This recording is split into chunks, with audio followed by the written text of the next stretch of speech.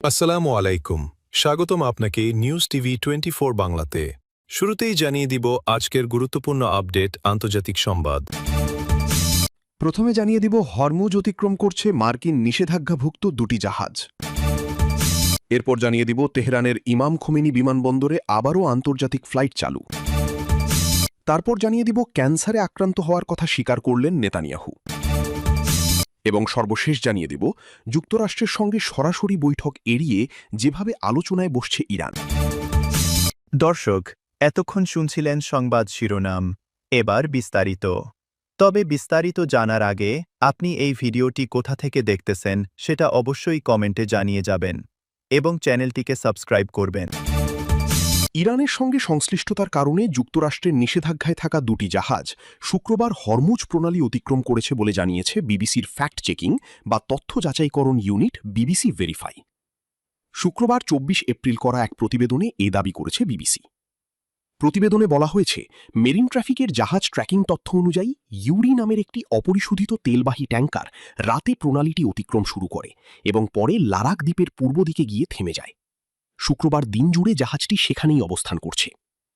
Tracking সাইটের তথ্য বলছে জাহাজটি মালামালে পূর্ণ এবং এর আগে এটি ইরানের প্রধান তেল রপ্তানি বন্দর খার্গো দ্বীপের কাছাকাছি অবস্থান নিয়েছিল। জাহাজটির বর্তমান গন্তব্য এখনও জানা যায়নি। অন্যদিকে অ্যাভন নামের একটি রাসায়নিকবাহী ট্যাঙ্কারও আজ অর্থাৎ শুক্রবার ভোরে প্রণালীটি অতিক্রম করে।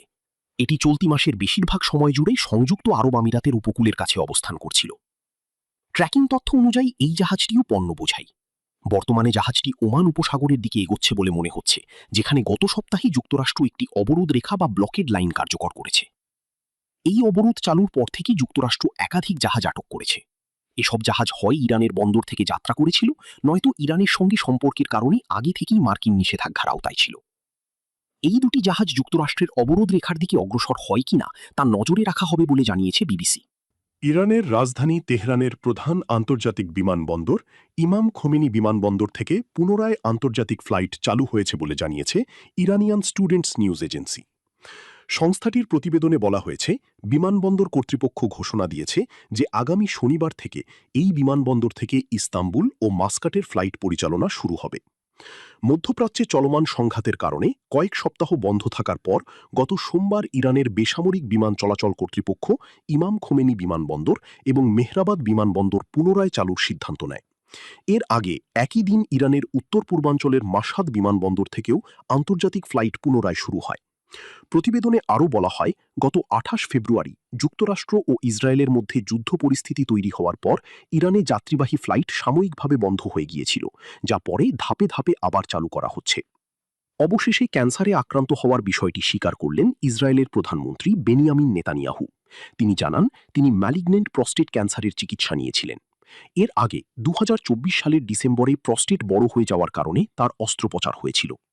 শুক্রবার ২৪ এপ্রিল যে তিনি প্রস্টেট ক্যান্সারের প্রাথমিক পর্যায়ের চিকিৎসা নিয়েছিলেন বলে জানান।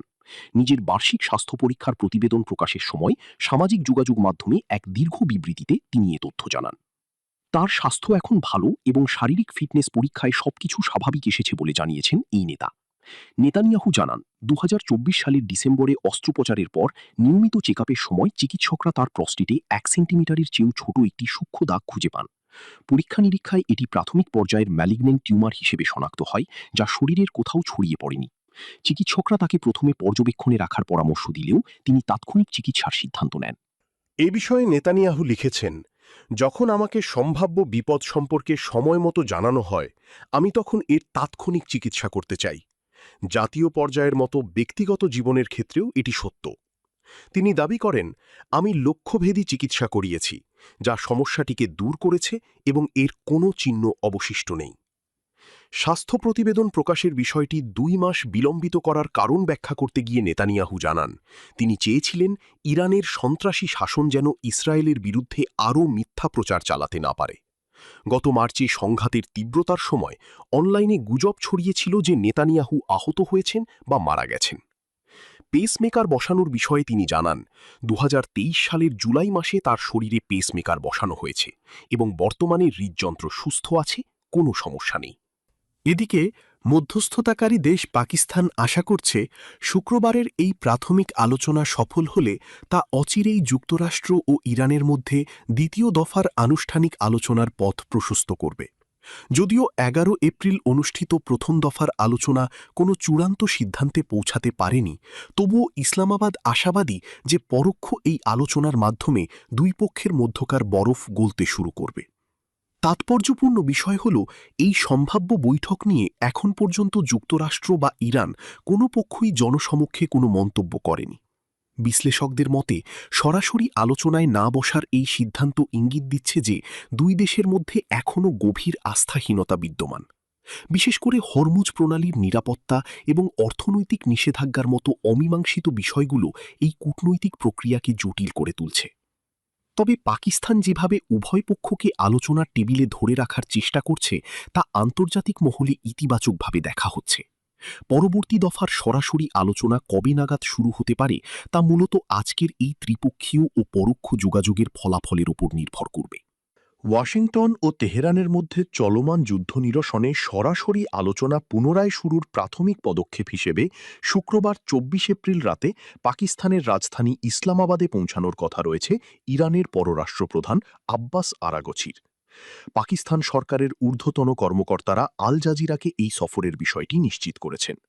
মূলত শুক্রবার সকালে পাকিস্তানের পররাষ্ট্রপ্রধান ইসাক দারের সঙ্গে আরাগচির ফলপ্রসূ টেলিফোন সংলাপের পরেই এই সফরের সিদ্ধান্ত চূড়ান্ত হয়।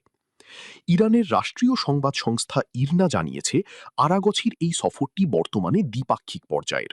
তিনি ইসলামাবাদে পাকিস্তানি কর্মকর্তাদের সঙ্গে আলোচনার পর মস্কো ও মাস্কাট সফর করবেন। তবে পাকিস্তানের পররাষ্ট্র মন্ত্রণালয়ের একজন কর্মকর্তা জানিয়েছেন, পারস্য উপসাগর এবং হরমুজ প্রণালীতে সাম্প্রতিক চরম উত্তেজনার প্রেক্ষাপটে এই সফরের মাধ্যমে যুক্তরাষ্ট্র ও ইরানের মধ্যে বরফ গলার উচ্চ সম্ভাবনা তৈরি হয়েছে। এর আগে ১১ এপ্রিল ইসলামাবাদে দুই দেশের প্রথম দফার আলোচনা অমীমাংসিতভাবে শেষ হওয়ার পর ১৩ এপ্রিল মার্কিন প্রেসিডেন্ট ডোনাল্ড ট্রাম্প ইরানের বন্দরগুলোতে নৌ অবরোধ আরোপ করেন। এর জবাবে ইরানও হরমুজ প্রণালী দিয়ে জাহাজ চলাচল সীমিত করে দিলে আলোচনা স্থগিত হয়ে যায়। ইরান শর্ত দিয়েছিল যে অবরোধ প্রত্যাহার না করলে তারা আলোচনায় ফিরবে না। তবে শুক্রবারের কূটনৈতিক তৎপরতা ইঙ্গিত দিচ্ছে যে উভয় পক্ষই পুনরায় টেবিলে ফিরতে আগ্রহী। এর প্রস্তুতি হিসেবে চলতি সপ্তাহে মার্কিন যুক্তরাষ্ট্রের অন্তত ৯টি বিমান যোগাযোগ সরঞ্জাম ও কারিগরি কর্মীদের নিয়ে ইসলামাবাদে অবতরণ করেছে। এদিকে এই উচ্চ পর্যায়ের কূটনৈতিক তৎপরতার কারণে ইসলামাবাদের জনজীবন স্থবির হয়ে পড়েছে। গত কয়েক সপ্তাহ ধরে রাজধানীর রেড জোন সহ গুরুত্বপূর্ণ সড়কগুলো নিরাপত্তা বেষ্টনী দিয়ে সিল করে দেওয়া হয়েছে। আদালতের কার্যক্রম বন্ধ থাকায় সাধারণ মানুষ বিচার প্রক্রিয়া থেকে বঞ্চিত হচ্ছে এবং স্কুল কলেজগুলো অনলাইনে কার্যক্রম চালাতে বাধ্য হচ্ছে। স্থানীয় বাসিন্দারা এই পরিস্থিতির অবসান চেয়ে দ্রুত আলোচনার সফল সমাপ্তি কামনা করছেন। পাকিস্তানের জন্য এই মধ্যস্থতা অত্যন্ত গুরুত্বপূর্ণ, কারণ এটি বৈশ্বিক দরবারে দেশটির কূটনৈতিক মর্যাদা বৃদ্ধির পাশাপাশি আইএমএফের ঋণ ও বিদেশি বিনিয়োগের ক্ষেত্রে ইতিবাচক প্রভাব ফেলতে পারে। তবে ইরান ও যুক্তরাষ্ট্রের মধ্যকার পরমাণু কর্মসূচি, অর্থনৈতিক নিষেধাজ্ঞা এবং হরমুজ প্রণালীর নিরাপত্তার মতো জটিল বিষয়গুলো এখনও আলোচনার প্রধান চ্যালেঞ্জ হিসাবে রয়ে গেছে। সব মিলিয়ে আরাগচির এই সফর মধ্যপ্রাচ্যে শান্তি ফিরিয়ে আনার ক্ষেত্রে একটি টার্নিং পয়েন্ট হতে পারে বলে মনে করছেন আন্তর্জাতিক বিশ্লেষকরা। প্রাকৃতিক ইউরেনিয়ামকে মাঝারি মাত্রা প্রায় ২০% পর্যন্ত সমৃদ্ধ করা অত্যন্ত জটিল ও সময় সাপেক্ষ একটি প্রক্রিয়া। কিন্তু একবার এই স্তরে পৌঁছে গেলে এরপর উচ্চমাত্রা, বিশেষ করে ৯০%, যা পারমাণবিক অস্ত্র তৈরির জন্য দরকার, অর্জন করা তুলনামূলকভাবে অনেক সহজ হয়ে যায়। বিশেষজ্ঞদের মতে যদি ইউরেনিয়াম ৬০% পর্যন্ত সমৃদ্ধ করা যায়, তাহলে সেখান থেকে ৯০% পৌঁছানো খুব অল্প সময়ের মধ্যেই সম্ভব। এদিকে মার্কিন প্রেসিডেন্ট ডোনাল্ড ট্রাম্প দাবি করেছেন, ইরানের সঙ্গে যে নতুন পারমাণবিক চুক্তি নিয়ে আলোচনা চলছে তা ২০১৫ সালের চুক্তির চেয়েও উন্নত হবে। উল্লেখ্য, তিনি ২০১৮ সালে নিজেই যুক্তরাষ্ট্রকে সেই পুরনো চুক্তি থেকে সরিয়ে নিয়েছিলেন। সাম্প্রতিক সময়ে তিনি ইরানের সঙ্গে চলমান যুদ্ধবিরতির মেয়াদও বাড়িয়েছেন, যাতে পাকিস্তানের ইসলামাবাদে দ্বিতীয় দফার শান্তি আলোচনা এগিয়ে নেওয়া যায়। যুক্তরাষ্ট্রের প্রধান শর্তগুলোর একটি হল ইরানকে সম্পূর্ণভাবে ইউরেনিয়াম সমৃদ্ধকরণ বন্ধ করতে হবে। অন্যদিকে ইরান বরাবরই বলে আসছে তাদের পারমাণবিক কর্মসূচি কেবল বেসামরিক কাজে, বিশেষ করে বিদ্যুৎ উৎপাদনের জন্য ব্যবহৃত হয়। বিদ্যুৎ কেন্দ্রের জন্য সাধারণত 3 থেকে 5% সমৃদ্ধ ইউরেনিয়ামই যথেষ্ট, কিন্তু অস্ত্র তৈরির জন্য প্রয়োজন প্রায় 90% সমৃদ্ধ ইউরেনিয়াম। ইউরেনিয়াম একটি ভারী ও প্রাকৃতিকভাবে তেজস্ক্রিয় ধাতু, যা পৃথিবীর মাটি, পাথর এবং এমনকি সমুদ্রের পানিতেও অল্প পরিমাণে পাওয়া যায়। বিশ্বের অধিকাংশ ইউরেনিয়াম উৎপাদন হয় কয়েকটি দেশে: কাজাখস্তান, কানাডা, নামিবিয়া, অস্ট্রেলিয়া এবং উজবেকিস্তান।